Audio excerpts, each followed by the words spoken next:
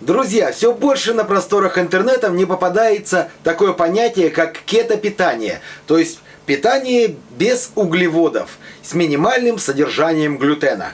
Хочется опробовать один рецептик, и сейчас я объясню почему. Бормикс. Во всех статьях с рецептом этого кето-хлеба, который готовится из льна, встречается такая фраза: «Этот хлеб – точная копия ржаного. Это великолепно, это шикарнейший хлеб, это простая и очень вкусная замена простому хлебу». Давайте сегодня приготовим и разберемся, на самом ли деле этот хлеб может заменить обыкновенный мучной хлеб и похож ли он на ржаной. Поехали! Этот рецепт довольно быстрый, потому первым делом мы включаем духовку разогреваться до 180 градусов и начинаем заниматься тестом. Первым делом в кофемолке перемалываем семена льна. Перемалываем тщательно, чтобы у нас получилась вот такая вот крошка, почти мука. Делаем это в несколько заходов. Теперь в глубокую чашу разбиваем 5 яиц. Обязательно проверяйте, чтоб яйца были свежие. Добавляем соль, воду и взбиваем вот в такую пену. К взбитым яйцам добавляем перемолотый лен,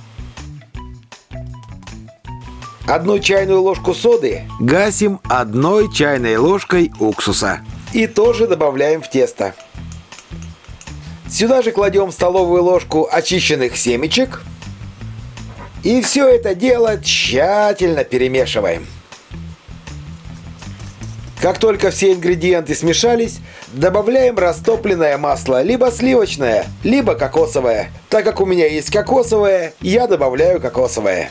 И опять тщательно перемешиваем тесто. В рецепте, который мы проверяем, написано, что форму нужно смазать растительным маслом. Что мы и делаем.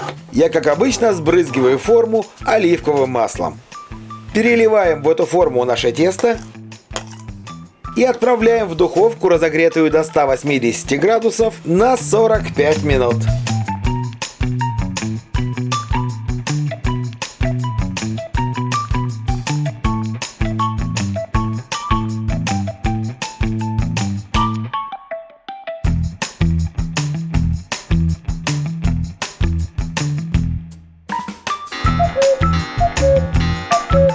Ну вот такой хлебушек у нас получился. Из формы он не вылетает. Приходится поддевать лопаткой. Несмотря на то, что у меня форма обработана и в ней я выпекал уже не 1 десяток хлебов, все равно тесто прилипло к дну. Но так как мне хочется показать вам правильный рецепт и устранить все ошибки, я сейчас выпеку еще 1 булочку хлеба. Повторяем то же самое, только в этот раз я форму обложил пекарской бумагой и выпеченный хлеб оставил остывать в форме. Хлебушек остыл и извлекается он, смотрите, элементарно. Убираем ненужную пекарскую бумагу. И вот такой вот красавчик у нас получился. Осталось только попробовать и узнать, похож этот хлеб на ржаной или нет. Пробуем!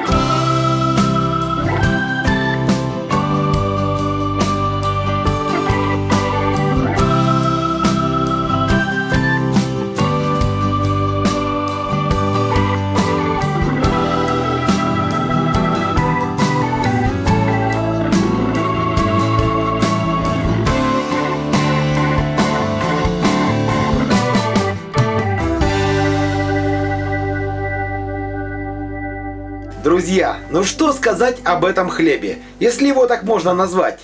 На ржаной 100% он не похож.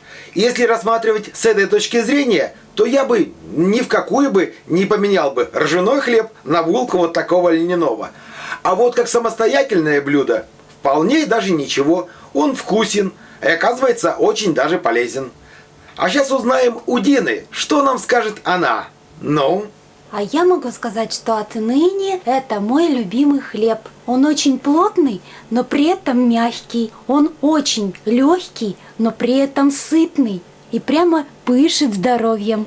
Всем рекомендую. Итак, кто следит за правильным питанием, вполне можно готовить этот хлеб.